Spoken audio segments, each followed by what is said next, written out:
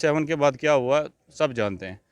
वो एक 70 साल लगे idea of India Jammu Kashmir में लाने के। मेन स्ट्रीम पॉलिटिकल पार्टीज़ ने उसमें अपना रोल अदा किया।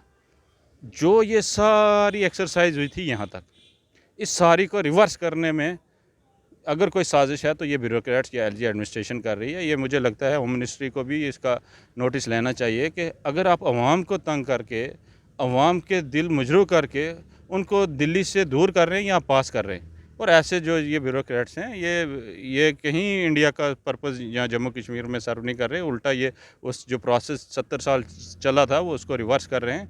ये नोटिस लेना चाहिए और हमारी ये डिमांड है कि इलेक्शन हो, डेमोक्रेटिक गवर्नमेंट हो और वही ये फैसले करे, वही कानून बनाए, उन्हीं का प्रिविलेज है।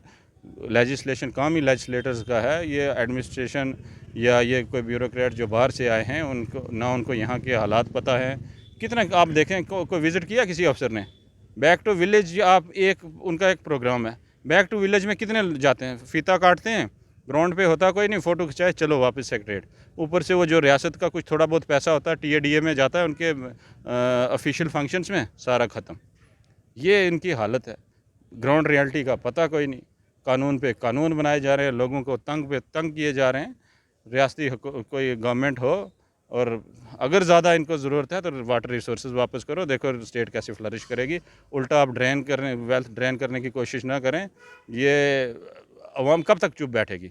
मैं आपको एक और बात बता दूं, ये कश्मीर आप देख रहे हैं न्यूज़ 7 इंडिया और मैं हूं अरफाज अहमद डैंग। आज की खास मुलाकात में हमारे साथ मौजूद हैं कादिर खान साहब, जो कि एक सीनियर लीडर हैं नेशनल कॉन्फ्रेंस के। सर, स्वागत है आपका न्यूज़ 7 इंडिया में। थैंक यू जी।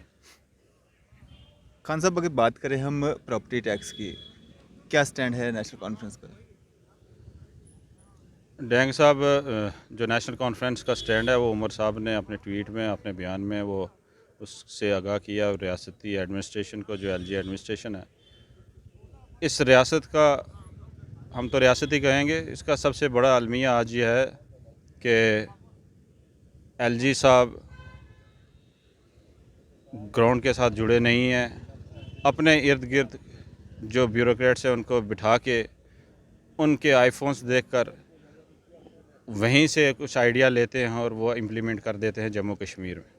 होना ये चाहिए कि जम्मू कश्मीर में इलेक्टेड गवर्नमेंट हो, जो लोगों के साथ जुड़े हुए नुमाइंदे आएँ, फिर वो लोगों को देखकर, लोगों की हालत देखकर वो पॉलिसीज़ बनाते हैं। फिर वो कुछ अगर कानून लाएँ तो वो लोगों की फलाह के लिए होते हैं, लोगों की बेहतरी के लिए होते हैं। ये एलजी एडमिनिस्ट्रेशन, आप मुझे बताएं कि ये एडमिनिस्ट्रेशन है पोस्ट 5 अगस्त 2019 दिया क्या है जम्मू कश्मीर? आपने सब कुछ लिया। एक बार कोई लिस्ट आती है आपकी, वो आप कैंसिल कर देते हो। आपने इंस्पेक्टर्स की लिस्ट, सब इंस्पेक्टर्स की लिस्ट, कौन कौन सा ऐसा वर्ग है जो आज प्रोटेस्ट पे नहीं है? हर बंदा प्रोटेस्ट पे है, बेचैन है, क्योंकि आप ड्रेन कर रहे हो यहाँ की वेल्थ। मतलब कोई हर रोज़ कोई ना कोई आइडिया लेके आता है ये एलजी एडमिनिस्ट्रेशन कि यहाँ के लोगों को कैसे तंग करना है। आपने ये प्रॉपर्टी टैक्स लगा दी, ये तो काला कानून है। जब तक आपको पता ही नहीं, आप क्या आइडिया ले रहे हैं? आप अपने आसपास लोग बैठे लोगों से के आईफोन देख के सोचते हैं जम्मू कश्मीर में सबके पास आईफोन है या सारे इसी तरह प्रिविलेज लोग हैं। ऐसा नहीं है। जम्मू कश्मीर में बहुत गुर्बत है। लोग आजकल इस महंगाई के दौर में, जहाँ आपने कोई नया रोज़गार नहीं क्रिएट किया, किसी को रोज़गार नहीं दिया, लोग हैंड टू, खासकर वो जो कोविड के 2 साल गुजरे उसके बाद आज लोगों के पास खाने को पैसे नहीं है, खाने को राशन नहीं है। इन हालात में आप आईफोन देखकर पॉलिसीज़ नहीं बना सकते। इसीलिए हम बार बार कहते हैं कि यहाँ जम्मू कश्मीर में इलेक्टेड गवर्नमेंट होनी चाहिए, डेमोक्रेसी रिस्टोर होनी चाहिए, इलेक्शन हो, फिर उसके बाद वो इलेक्टेड गवर्नमेंट ले। ये तो सारे काले कानून और सारे इलीगल एक्ट्स हैं। ये एलजी एडमिनिस्ट्रेशन को ये इख्तियार ही नहीं है कि ये पब्लिक के लिए कुछ ऐसे कानून ले आएँ जो बिना किसी को पूछे हुए किसी को और बड़ी बात एक और आपको बताऊं, जो इनकी वो यहाँ ये डिसीजन लेते हैं उसमें जम्मू कश्मीर का कोई ब्यूरोक्रेट भी नहीं। आपने देखा होगा रविंद्र रैना बीजेपी के हैं, बड़ी दफ़ा वो कोशिश करते हैं कि मैं एलजी एडमिनिस्ट्रेशन के जो एक्शन हैं उनको जस्टिफाई करने की कोशिश करूँ। उनसे कोई बात नहीं निकल पाई। क्यों? कि चलो ये गुजरा ही सही, कहीं ग्राउंड से बेचारा उठा है, तो वो उसको फिर लगता है ये कि उसको भी लगा कि ये एलजी एडमिनिस्ट्रेशन के जो एक्शंस हैं ये लोग इसको एक्सेप्ट नहीं करेंगे।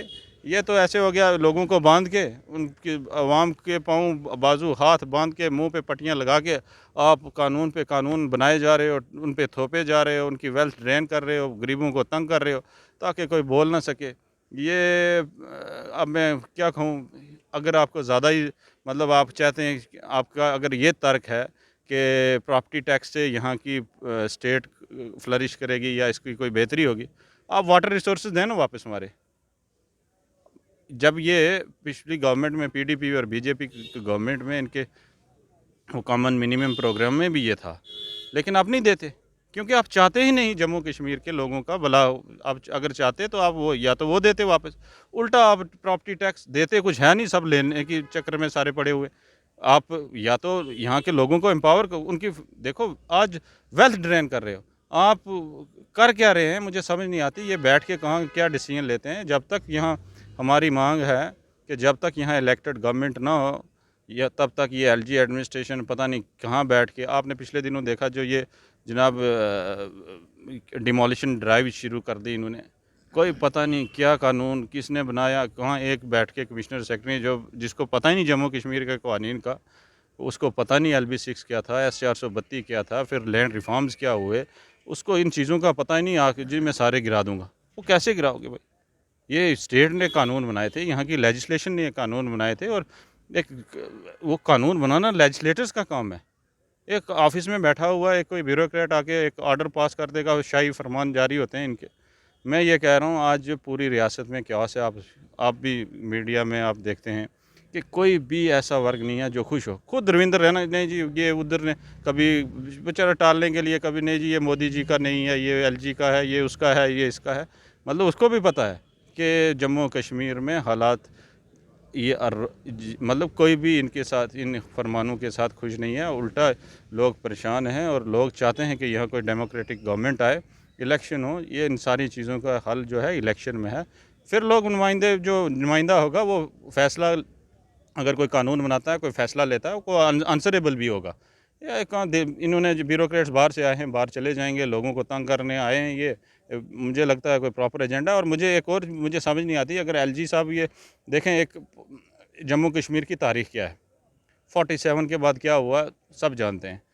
वो एक 70 साल लगे idea of India Jammu Kashmir में लाने के, मेन स्ट्रीम पॉलिटिकल पार्टीज़ ने उसमें अपना रोल अदा किया।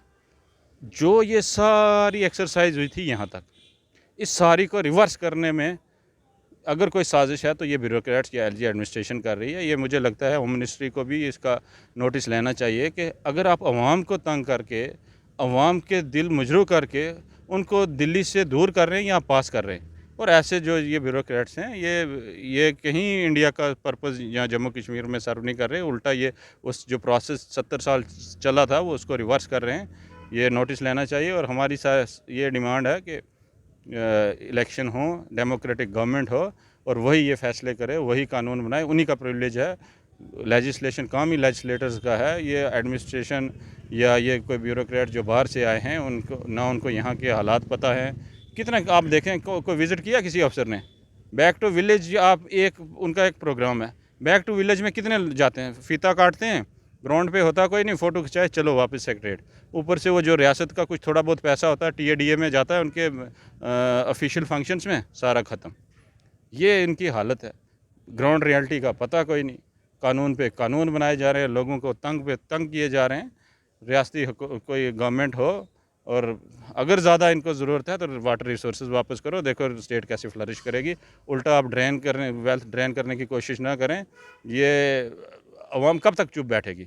मैं आपको एक और बात बता दूं, ये कश्मीर करते थे, अब अंदर जिस तरह से मैं देख रहा हूँ यहाँ के लोगों के जो अंदर वो एक किस्म की वो रेबल एटीट्यूड आ रहा है। जम्मू में आपको एजिटेशंस फेस करनी पड़ जाएंगी आने वाले दिनों में। मैं इन्हीं अल्फाज के साथ एक बार फिर कहूँगा कि एक चीज़ मैं और आपसे जानना चाहूँगा, जम्मू कश्मीर में ये भी कहा जा रहा है जब भी इलेक्शंस होंगे और इलेक्शंस के बाद जो सरकार बनेगी, कहा यह जा रहा है कि भाजपा और NC मिल कर के सरकार बनाएंगे, कितनी सच्चाई है इसमें? देखो जी, ये सवाल जो है मुझे तो ऐसी कोई पॉसिबिलिटी लगती नहीं, क्योंकि हमें आज पूरी उम्मीद हैं। देखें, ये अगर ऐसी कोई बात होती तो ये इलेक्शन कराते, इनको पता है कि नेशनल कॉन्फ्रेंस नहीं आना है, तभी ये डरते इलेक्शन नहीं कराते। आप लोगों से पूछें, एक ही उम्मीद है आज लोगों में कि नेशनल कॉन्फ्रेंस के बगैर इस रियासत कोई चला नहीं सकता। ये जो इन्होंने किया है, आप किसी को भी पूछ लें, आप भी मीडिया में काम करते हैं, कि लोगों की उम्मीद सिर्फ नेशनल कॉन्फ्रेंस है, सिर्फ और सिर्फ नेशनल कॉन्फ्रेंस है। अगर इनको ज़रा भी मतलब ये क्यों डिले कर रहे हैं, ताकि हम किसी तरह आ जाएं पावर में, वो इनसे हो नहीं पा रहा। इनको जो फीडबैक मिलता है वो कहते हैं, वो सारे इनको समझ आ जाती है कि नहीं जी हमारा जम्मू कश्मीर में कोई बस चारा है नहीं है, आना फिर एनसी ने, इसलिए डिले करो इलेक्शंस। ऐसी कोई बात होती तो फिर भी मेरे से ये बड़ा सवाल है, पार्टी हाई कमांड का ये मसला है, लेकिन मुझे ऐसा कोई डाउट भी नहीं है कि ऐसा कुछ होगा, क्योंकि लोगों की उम्मीद नेशनल कॉन्फ्रेंस है।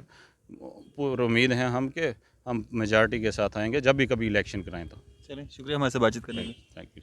तो ये थे हमारे साथ नेशनल कॉन्फ्रेंस नेता एडवोकेट कादर खान साहब। आपकी इस सब पे क्या राय है? आप भी अपनी राय ज़रूर साझा कीजिएगा। इसी तरह की मज़ीद अपडेट्स के लिए आप देखते रहें न्यूज़ 7 इंडिया।